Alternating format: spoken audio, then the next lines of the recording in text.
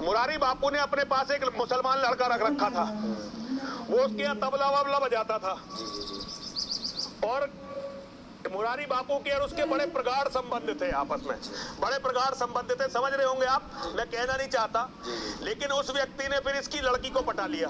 अच्छा। और ये कहते हैं कि फिर मुसलमानों से इसके घर की कोई महिला बची नहीं। अब जिसके अपने घर की कोई महिला ना बची हो मुसलमानों से, अब वो अल्लाह के गुण नहीं गाएगा तो किसके गुण गाएगा?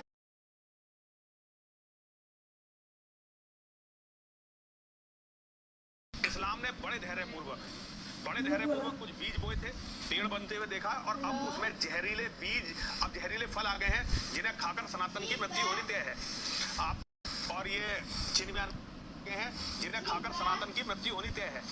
आपको जो दिखाई दे रहे हैं मुरारी, जो ये पापी है, मुरारी पापी, और ये चिन्मयानंद, और ये महिलाएं हैं, ये जो दिखाई दे रहे हैं यहाँ पे, ये धर्म पर, हमारे धर्म को खत्म करने के ये आखिरी फेज की तैयारी है। ये आज से नहीं हुआ है। देखिए, किसी भी कौम को, किसी भी जाति को आप तब तक परमानेंटली कुचल नहीं सकते जब तक कि आप उसके आध्यात्मिक विश्वासों को तोड़ नहीं देते। पृथ्वीराज चौहान यदि गीता पर चलते और उसी समय पहली बार में अगर गौरी की गर्दन अलग कर देते तो कभी भी हिंदुओं की ये दुर्गति नहीं होती जो आज हुई है। लेकिन क्या हमारी आध्यात्मिक जड़ें कमजोर हो चुकी हैं। पृथ्वीराज चौहान जिस जयपुर में, जिस अजमेर के राजा थे, दिल्ली के राजा तो अपने नाना की गद्दी पर बने, उस अजमेर में पहले से ही सूफियों ने संत नहीं, सूफी मुस्लिम धर्म प्रचारकों ने अपनी जड़ें जमा ली थी। और वो सूफी धर्म प्रचारक जो थे, जब ये तो 11वीं सदी की बात है, जब मोहम्मद गौरी आया, उससे पहले जब ये महमूद गजनबी आया था, तो महमूद गजनबी के समय में भी ये सूफी धर्म प्रचारक वहां बहुत बड़ी अपनी जड़ें जो है अजमेर में जमा चुके थे। और पृथ्वीराज चौहान के वंशज थे वहां पर धर्मगज देव सिंह जी महाराज, उनकी हत्या इन सूफियों ने करवाई थी। तो ये जो जिहाद है, धर्म में संशय को डाल देना, ये जो आज ये बैठ के उस पर अल्लाह अल्लाह कर रहे हैं, ये सब सारी दुनिया के हिंदुओं को दिखाना चाह रहे हैं कि तुम्हारे भगवान में ताकत नहीं है, ताकत है उनके भगवान।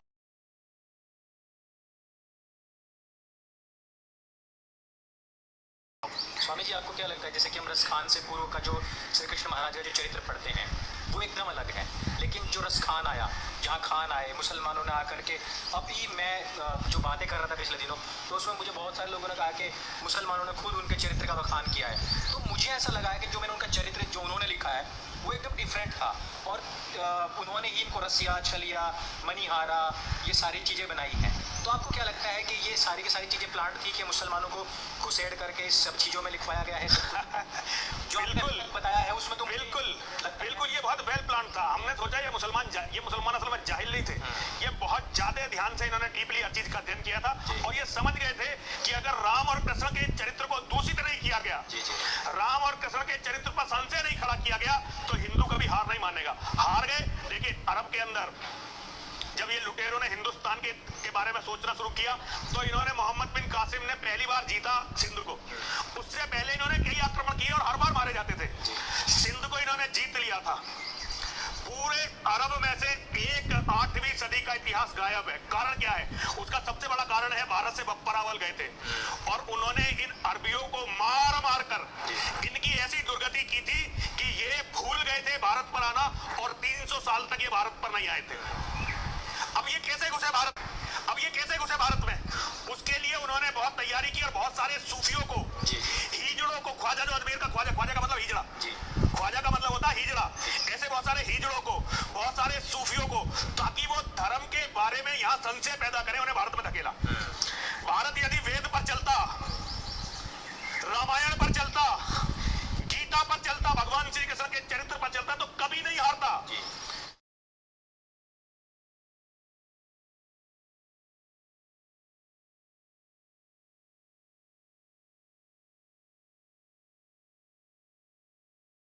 जिन लिबास में वो हजरत ख्वाजा थे, यानी वो मुखन्नत और हिजड़ा साहब थे, है ना। ख्वाजा मतलब हिजड़ा ही तो होता है। आप देखें डिक्शनरी की किताब फिरोजुल लुगात में ख्वाजा के माने हिजड़ा बताया हुआ है। अब मुख्तलिफ कौमों में मुख्तलिफ माने हैं बहरहाल, लेकिन हमारे यहाँ ख्वाजा हिजड़ों ही को कहा जाता है। चुनांचे हमारे यहाँ जो है अजमेर शरीफ में जो ख्वाजा गरीब नवाज हैं, अल्लाह की कसम बता रहा हूं, मुझसे तो बाकायदे उसने बयान दिया कि वो पूरे हिजड़े और हिंदुस्तान, पाकिस्तान, बांग्लादेश से ट्रेनें उनके लिए फ्री होती।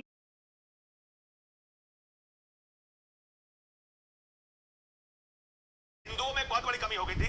आज भी हम देख रहे हैं हिंदू सत्ता के लालच में और पैसों के चक्कर में सब कुछ बेच देता है। ये कमी बहुत बड़ी हिंदुओं में आ गई थी। आज भी हम अपनी इसी कमी के शिकार हैं। तो उन्होंने हमारी इस ग्रंथि का फायदा उठाते हुए हमारे भगवान श्री कृष्ण के चरित्र को इस तरह से कर दिया था कि फिर हिंदू जनमानस बिखर गया। वो लड़ ही नहीं पाया। लड़ता कैसे? उसके हाथ में तो मंजीरे थमा दिए गए थे। उसके भगवान को तो रसखान जैसे, रसखान पहला नहीं था, उससे पहले बहुत सारे सूफी थे। उन्होंने भगवान श्री कृष्ण